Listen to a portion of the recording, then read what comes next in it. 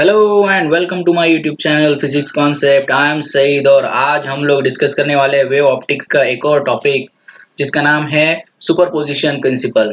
Superposition principle of waves. Basically superposition principle जो है वो इलेक्ट्रोस्टैटिक में भी आपको देखने को मिलेगा। उसके बाद ऑसिलेशन में भी आप सुपरपोजिशन प्रिंसिपल को स्टडी करेंगे। उसी के साथ आप वेव की जो थियरीज होती है या फिर हम लोग ऐसा कहेंगे कि जो वेव्स होते हैं, वेव्स का जो टॉपिक होता है वेव ऑसिलेशन में भी इसका यूज होगा। जैसे कि बीट्स फिनोमेना में सुपरपोजिशन प्रिंसिपल का यूज होता है। तो इस तरह से ये जो वेव ऑप्टिक्स में जो हमारा ये टॉपिक है ये बहुत ज़्यादा इंपॉर्टेंट है, इसलिए आपको इसे अच्छे से समझ लेना है। अगर आप इसे अच्छे से समझ लेते हो तो आई होप आपको जो आगे के टॉपिक्स है जैसे कि इंटरफेरेंस और डिफ्रैक्शन इसे समझने में बिल्कुल भी परेशानी नहीं होगी। तो चलिए देखते हैं क्या क्या होता है ये सुपरपोजिशन प्रिंसिपल और किस तरह से काम करता है। तो सुपरपोजिशन प्रिंसिपल में इसकी स्टेटमेंट सबसे पहले डिस्कस कर लेते हैं और उसके बाद में आपको इसे एक्सप्लेन करूंगा। देखिए स्क्रीन पे आपको दिखाई दे रहा है कि क्या कह रहा है ये। When two or more waves travel simultaneously in a given medium arrive at a point simultaneously in a given medium at any instant then each wave displays the particle individually, then the resultant displacement is nothing but the vector sum of individual displacement। ऐसा तो नहीं समझ में आएगा। देखिए ये आपको ये बताने की कोशिश कर रहा है, यानी दो या दो से ज्यादा वेव्स अगर एक ही मीडियम में ट्रैवल कर रहे हैं, सपोज मान लेते हैं ये एक वेव इस तरह से ट्रैवल कर रही है और ये दूसरी वेव इस तरह से ट्रैवल कर रही है, और सपोज एक कोई पार्टिकल है यहाँ पर। सो जो एक ही पार्टिकल पे दोनों वेव्स अगर एक ही वक्त पर पहुंचते हैं, suppose if the two waves are reaches simultaneously, तो हर एक वेव उस पार्टिकल को अपने हिसाब से डिस्प्लेस करने की कोशिश करेगी। बट फाइनल पार्टिकल कहां जाएगा वो डिसाइड होगा उसके वेक्टर एडिशन पे। इसके लिए देखिए यहाँ पर अगर हम लोग ये एग्जांपल देख ले तो यहाँ पर ये पहली वाली जो एग्जांपल या पहला वाला जो आपको वेव्स दिखाई दे रहा है इसमें आपको दिखाई देगा ये एक कॉर्क है। इमेजिन कीजिए कि किसी भी मीडियम का एक पार्टिकल है ये कॉर्क। यहाँ पर ये एक वेव है और ये एक वेव है, यानी एक वेव ये साइड से आ रही है और ये एक वेव ये साइड से आ रही है और बीच में वो कॉर्क रखा हुआ है। मान लेते हैं यहाँ पर ये वेव का जो एम्पलीट्यूड है, ये वेव का एम्पलीट्यूड ए है और ये वेव का एम्पलीट्यूड भी ए है। सिंपल लैंग्वेज में बताया जाए तो इस वेव में इतनी ताकत है कि किसी भी पार्टिकल को 1 सेंटीमीटर या ए इतना सेंटीमीटर या ए इतना यूनिट ऊपर उठा सकती है और ये भी ए इतना यूनिट ऊपर उठा सकती है। तो जब ये दोनों वेव्स एक ही वक्त पर इस कॉर्क पे पहुंचेंगे तो दोनों मिलकर बेसिकली इसे 2a इतना डिस्टेंस ऊपर की तरफ उठाएंगे। मतलब ये कि ये एक वेव ट्रैवल कर रही है, इसका एक क्रस्ट यहां पर पहुंच रहा है, इसका भी क्रस्ट पहुंच रहा है, तो दोनों मिलकर जब इसको ऊपर की तरफ उठाएंगे तो ये बेसिकली इसको 2a इतना डिस्टेंस पे उठा लेंगे। उसी तरह से आप नीचे के डायग्राम में देख सकते हो कि दोनों तरफ जो है एक ही वक्त पर अगर इसके ऊपर पहुंचेंगे तो दोनों उसको नीचे की तरफ ले जाएंगे।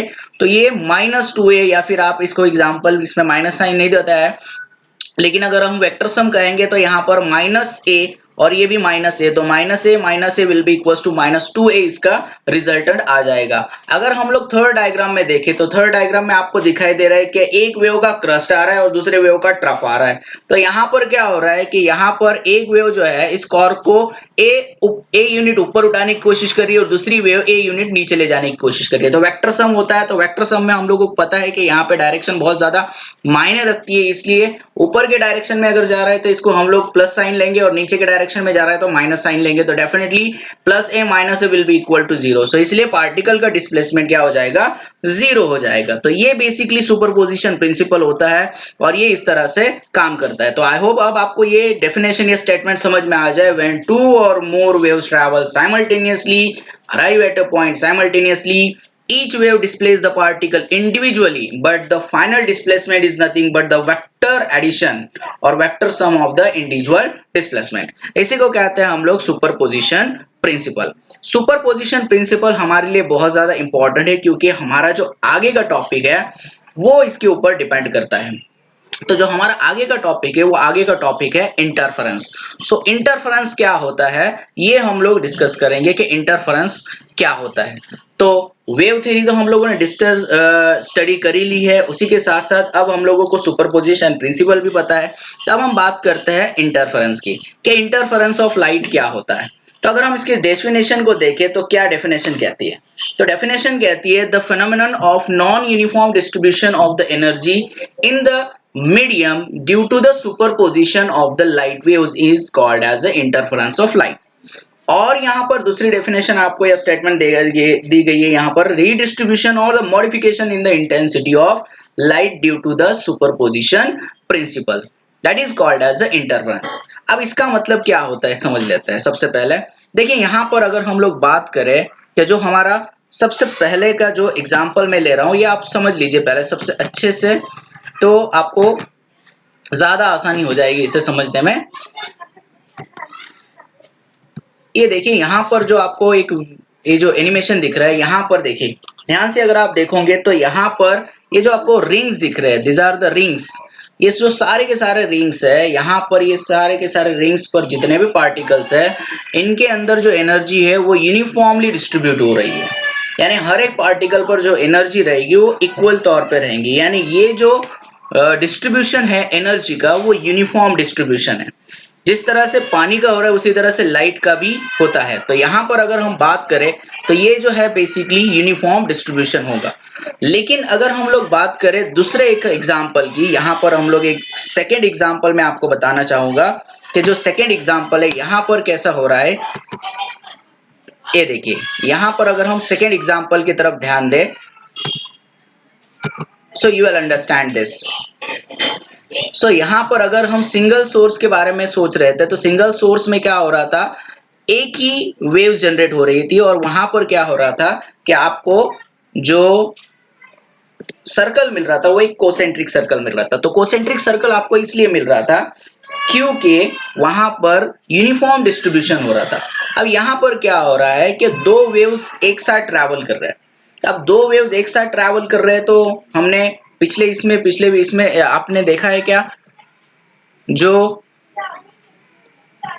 एग्जाम्पल देखिए हमने ये एग्जाम्पल देखा है जिसमें हमने देखा कि अगर दोनों एक ही वक्त पर पहुंच रहे हैं तो दोनों इसको ऊपर की तरफ उठा लेंगे, नीचे की तरफ नीचे की तरफ उठाएंगे। लेकिन एक वेव अगर ऊपर और एक वेव नीचे पहुंच रही है तो वो क्या करेगा, कैंसिल कर देगा। तो इसी तरह से बेसिकली क्या हो रहा है यहाँ पर अब जो सर्कल बनेगा वो एक नॉन यूनिफॉर्म सर्कल बनेगा। मतलब ये कि आपको पूरा सर्कल नहीं मिलेगा, कहीं पर सर्कल यानी कहीं पर लाइन, कहीं पर गैप, कहीं पर लाइन, कहीं पर गैप।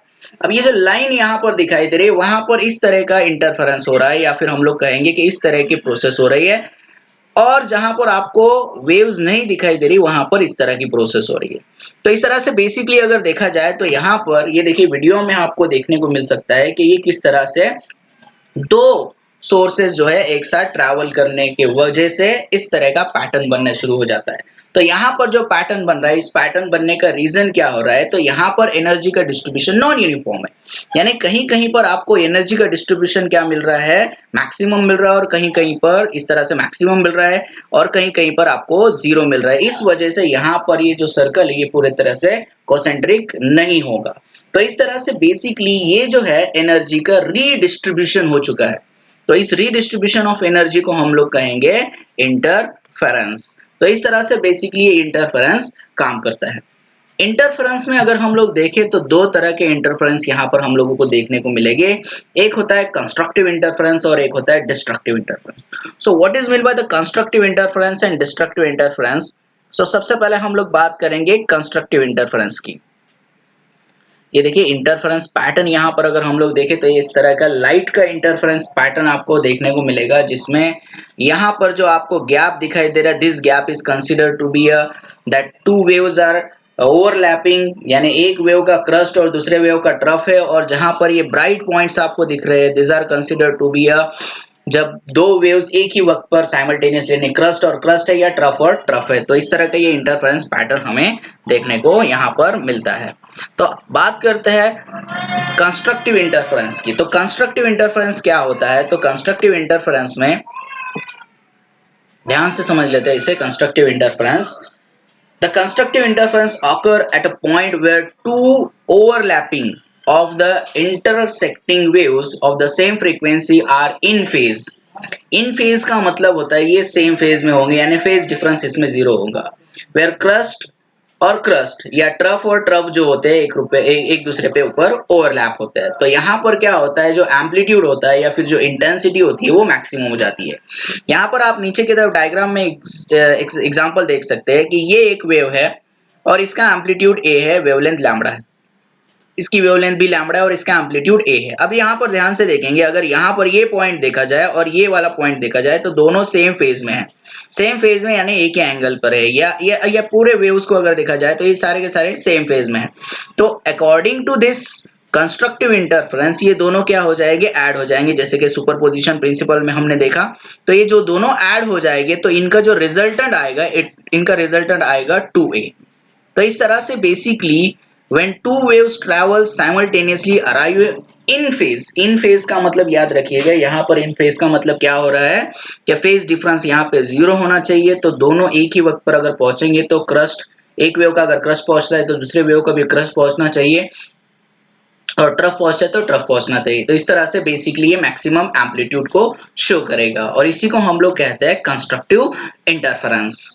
नाउ अगर हम बात करें डिस्ट्रक्टिव इंटरफेरेंस की, तो डिस्ट्रक्टिव इंटरफेरेंस क्या होता है, तो डिस्ट्रक्टिव इंटरफेरेंस में इसके उलट काम चलता है। तो डिस्ट्रक्टिव इंटरफेरेंस क्या होता है, द इंटरफेरेंस टेक्स प्लेस, यानी interference occur when two intersecting waves travel in the same medium out of phase. अब यहाँ पर आउट ऑफ फेज आपको कहा जा रहा है, याद रखना आउट ऑफ फेज का मतलब क्या होता है कि एक वेव का क्रस्ट है तो दूसरे वेव का ट्रफ है, यानी दोनों के बीच में जो एंगल होगा वो 180 डिग्री का होना चाहिए। तो इस तरह से बेसिकली ये दोनों आउट ऑफ फेज हो जाते हैं। तो हमारा जो प्रीवियस एग्जांपल है उसमें हमने देखा था कि अगर कॉर्क है यानी पार्टिकल है, एक वेव ऊपर की यानी एक वेव का क्रस्ट आ रहा था, एक वेव का ट्रफ आ रहा था, तो दोनों वेव अगर सेम एम्पलीट्यूड के है तो दोनों एक दूसरे को कैंसिल कर रहे थे और रिजल्टेंट आंसर 0 मिल रहा था। तो यहाँ पर भी आप ध्यान से देखेंगे, ये एक पहली वेव है और ये दूसरी वेव है। तो ये जो वेव है इसका पार्टिकल जो है सपोज ये 90 डिग्री पे प्लस 90 पे है, और माइनस माइनस अगर हम लोग कंसिडर करें तो ये हो जाएगा टोटल प्लस। तो ये 90 प्लस कितना हो गया 90, यानी वेक्टर एडिशन है। तो इस हिसाब से ये आ गया आपका आंसर कितना आ जाएगा 180, इनका डिफरेंस आ जाएगा। यानी फेज डिफरेंस अगर हम लोग बात करें, डिफरेंस निकाल रहे हैं याद रखिए हम लोग, तो ये हो गया हमारा 90 और माइनस माइनस 90, तो ये हो गया प्लस 180। तो इस तरह से ये फेज डिफरेंस 180 हो जाएगा और 180 होने की वजह से यहाँ पर आपको आंसर 0 मिलेगा। तो फेज डिफरेंस यानी एंगल का डिफरेंस जब 0 होगा तो यहाँ पर ये हो जाएगा आपका डिस्ट्रक्टिव इंटरफेरेंस और यहाँ पर एम्पलीट्यूड मिलेगा 0। तो जैसे कि हम लोगों ने इस वीडियो में देखा था कि जो वीडियो मैंने आपको शो किया था सेकेंड वाला वीडियो, आप ध्यान से देखिए इस वीडियो में जब हम लोग देख रहे थे कि जो फर्स्ट पहली बार में जब ये इस तरह से एक अगर सोर्स लेंगे तो यहाँ कोसेंट्रिक सर्कल मिलता है, तो यहाँ पर एनर्जी का डिस्ट्रीब्यूशन यूनिफॉर्म होगा। लेकिन जब ये दो सोर्सेस को एक साथ बेसिकली यूज करता है तो यहाँ पर क्या होता है, दो वेव्स एक दूसरे में इंटरफेयर होने लगते हैं, मिक्सअप होने लगते हैं, जिस वजह से एक तो आपको कंडीशन किस तरह से मिल सकती है, एक तो कंडीशन आपको मिल सकती है कंस्ट्रक्टिव इंटरफेरेंस की या डिस्ट्रक्टिव इंटरफेरेंस की। तो इस वीडियो में आप देख सकते हो कि यहाँ पर एक पैटर्न बनना शुरू हो गया है। ये जो पैटर्न है ये इसे कहते हैं इंटरफेरेंस पैटर्न, और ये पैटर्न किस वजह से बन रहा है, because of the superposition principal. तो यहाँ पर देखिए ये जो आपको गैप्स दिखाई दे रहे हैं, यहाँ पर हो रहा है डिस्ट्रक्टिव इंटरफेरेंस, और ये जो आपको वेव्स दिखाई दे रहे हैं ये हो रहा है कंस्ट्रक्टिव इंटरफेरेंस। सो जिस तरह से पानी में कंस्ट्रक्टिव और डिस्ट्रक्टिव इंटरफेरेंस होता है उसी तरह से लाइट में भी कंस्ट्रक्टिव और डिस्ट्रक्टिव इंटरफेरेंस होता है, वो हम लोगों को डिस्कस करना है। So I hope you understand the superposition principle. उसी तरह से आपको समझ में आ गया होगा कि कंस्ट्रक्टिव इंटरफेरेंस क्या होता है और डिस्ट्रक्टिव इंटरफेरेंस क्या होता है। I hope you understand this. If you understand this, so like my video. Thank you.